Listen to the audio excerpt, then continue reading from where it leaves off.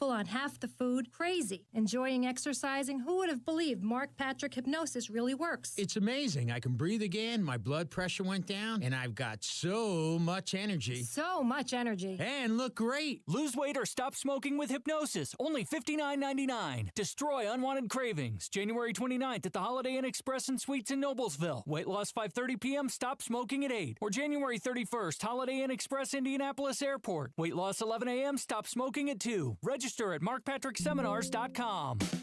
A new year means great new lease deals from Great Lakes Honda of Fishers. Lease a 2025 Accord Hybrid Sport for $279 a month or a 2026 CR-V LX all-wheel drive for just $269 a month. Your choice for only $4,999 down. Make the most of the new year at Great Lakes Honda of Fishers.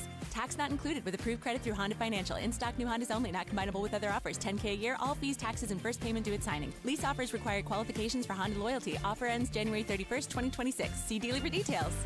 Welcome back to Winter Hack Radio, the place for clever hacks to survive the season. Icy driveway? Well, try spreading sand or birdseed to help with traction.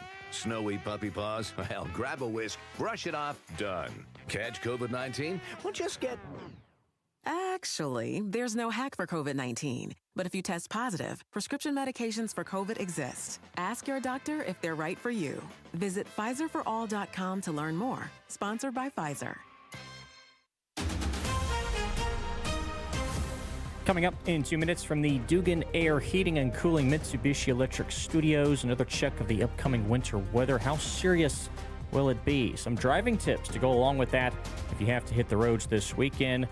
And who police in Lafayette say they arrested in connection to a shooting with an Indiana judge. Those stories and more coming up after Fox News. You're listening to 93 WIBC, WIBC HD1 Indianapolis. It's 9 o'clock.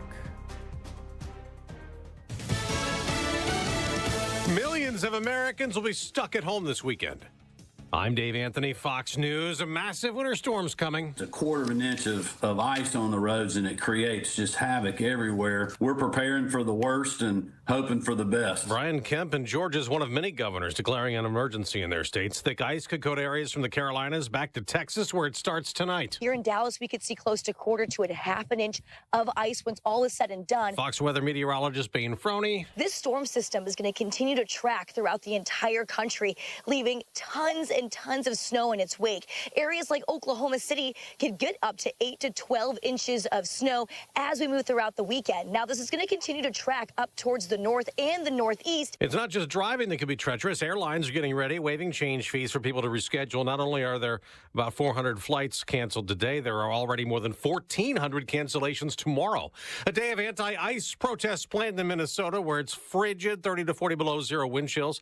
Organizers angry over immigration enforcement raids are urging people not to go to work or school, don't shop, as one protest last Sunday remains under federal investigation. 3 arrests so far from that anti-ice protest that took over a church service last weekend. And I emphasize so far because federal officials say more arrests are coming. That's Fox's Garrett Tenney in Minneapolis. President Trump posted this morning on Truth Social about his accomplishments at the World Economic Forum, from the framework of a security deal in Greenland to setting up his new Board of Peace. Something President Trump did on day one of term 2 has taken effect, pulling the U.S. out of the World Health Organization, accusing it of mismanaging the COVID-19 pandemic and being too susceptible to political influence. That withdrawal has now been finalized, with U.S. funding and staffing ceased, although WHO says the U.S. still owes it more than $130 million. The Trump administration says there will be collaboration on disease surveillance and data sharing directly with other countries. And that's Fox's Chris Foster. America's listening to Fox News. 93 WIBC Mobile News. On the level, on the go. Prepare now if you haven't yet already. We're at 9 this morning in downtown Indianapolis, much colder than Thursday. It feels like -5.